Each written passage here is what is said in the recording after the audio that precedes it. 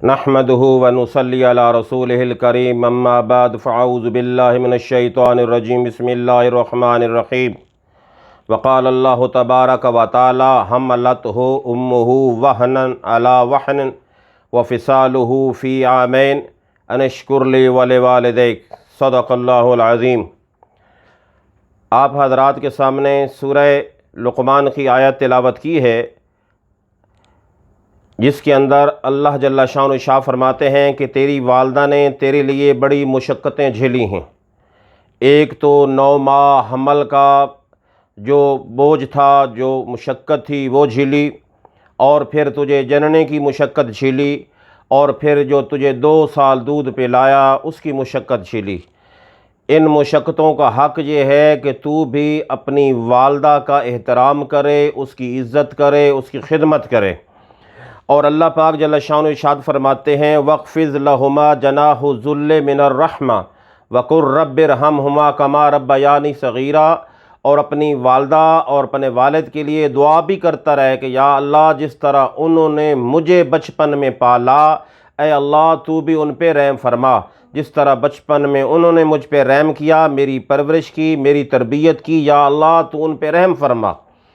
ماں باپ کی خدمت ایسی نعمت ہے اور ایسی نعمت عظمی ہے جس کا بدلہ نہ صرف دنیا میں ملتا ہے بلکہ اللہ پاک جل شانہ اس کا بدلہ آخرت میں بھی عطا فرماتے ہیں۔ اللہ کے نبی صلی اللہ علیہ وسلم سے ایک شخص نے پوچھا یا رسول اللہ من حق بے حسن صحابتی، میرے حسن سلوک کا جو کون شخص زیادہ حقدار ہے؟ آپ علیہ الصلاۃ والسلام نے ارشاد فرمایا کالا اموں کا، تیری ماں تیرے حسن سلوک کی سب سے زیادہ حقدار ہے۔ پھر فرمایا کالا ثم من، اس کے بعد کون؟ فرمایا کالا اموں کا۔ آپ علیہ السلام نے اس صحابی نے پھر پوچھا کالا ثم من، اس کے بعد کون حقدار ہے؟ فرمایا اموں کا۔ چوتھی مرتبہ فرمایا ابو کا، تیرا والد۔ تو اس لیے والدہ کا زیادہ حق ہے۔ والدین کے ساتھ حسن سلوک کہ اللہ پاک دنیا ہی میں انسان کو بہت ساری چیزیں دکھاتا ہے اور آخرت تو ہے ہی انسان کے لیے۔ تو بہرحال میں آپ کے سامنے 2-3 واقعات عرض کرتا ہوں جس سے والدہ اور کی خاص طور پر خدمت سے کیا انعام ملتا ہے۔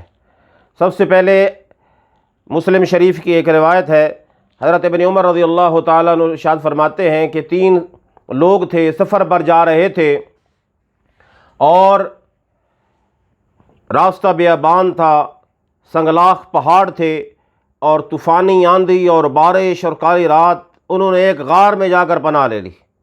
رب کا کرنا ایسا ہوا کہ ایک پتھر گرا اور وہ پہاڑ اور اس غار کے منہ پہ آ گرا اور غار بند ہو گئی۔ جب صبح ہوئی وہ بڑے پریشان، گھوپ اندھیرا اور ڈراؤنی رات، بڑے پریشان ہوئے۔ انہوں نے فیصلہ کیا کیوں نہ ہم اللہ کی بارگاہ میں اپنے اعمال کو وسیلہ بنا کر اللہ کی بارگاہ میں پیش کریں، ہو سکتا ہے اللہ جل شانہ ان اعمال کے وسیلہ سے اور دعا سے اللہ اس مصیبت سے نجات دے دے۔ واقعہ تو بہت لمبا ہے۔ بہرحال ایک آدمی نے اپنے تقوی کو جو ہے والے عمل کو اللہ کے حضور میں پیش کیا تو اس پہاڑ کا جو پتھر تھا تھوڑا سا سرک گیا۔ پھر دوسرے شخص نے اپنی ایمانداری کے عمل کو پیش کیا تو پتھر اور ذرا سا سرک گیا، لیکن اتنا راستہ نہیں تھا کہ اس سے بندہ نکل سکے۔ تیسرے شخص نے اپنے والدین کی خدمت کو پیش کیا۔ اس نے کہا کہ یا اللہ پاک تو جانتا ہے میں ایک چرواہا ہوں، ایک ذمہ دار ہوں، میں اپنی بھیڑ بکریاں چراتا ہوں۔ ایک دن میں دور نکل گیا، جب میں واپس آتا اپنی بکریوں کا دودھ دوہتا تو سب سے پہلے اپنے والدین کو دیتا تھا۔ لیکن ایک دفعہ ایسا ہوا کہ میں بہت دور نکل گیا، آیا تو میرے والدین سو چکے تھے۔ میں دودھ کا پیالہ لے کر ان کے سامنے کھڑا رہا کہ میرے والدین اٹھیں گے تو میں دودھ پلاؤں گا، لیکن خدا ایسا کرنا ہوا یا اللہ پاک تیرا امر ہوا وہ صبح تک اٹھے ہی نہیں، اور جب صبح اٹھے تو میں پیالہ لے کے ان کے سامنے کھڑا تھا۔ اور یا اللہ یہ نیکی میں نے کی صرف تیری رضا کے لیے، اگر تو اس نیکی کو پسند کرتا ہے تو یا اللہ اس مصیبت سے ہمیں نجات عطا فرما۔ اللہ نے وہ پتھر گرا دیا اور مصیبت دور ہو گئی۔ اور اسی طرح حضرت اویس کرنی رحمۃ اللہ تعالیٰ کا بڑا مشہور واقعہ ہے کہ حضور پاک علیہ الصلاۃ والسلام کے زمانہ نبوت میں وہ موجود تھے۔ انہوں نے پیغام بھجوایا کہ یا رسول وسلم میں آپ کی صحبت اختیار کر کے صحابی کا درجہ حاصل کرنا چاہتا ہوں، لیکن میری ماں بوڑھی ہے، میری ماں جو ہے ضعیف ہے، اس کی خدمت کرنے والا اور کوئی نہیں۔ یا رسول اللہ صلی اللہ علیہ وسلم میں اپنی والدہ کی خدمت کروں یا آپ کے پاس آ کر آپ کی بیعت کروں اور آپ کے سے مل کر صحابی کا درجہ حاصل کروں؟ آپ علیہ الصلاۃ والسلام نے ارشاد فرمایا تو اپنی ماں کی خدمت کر، تو اپنی ماں کی خدمت کر۔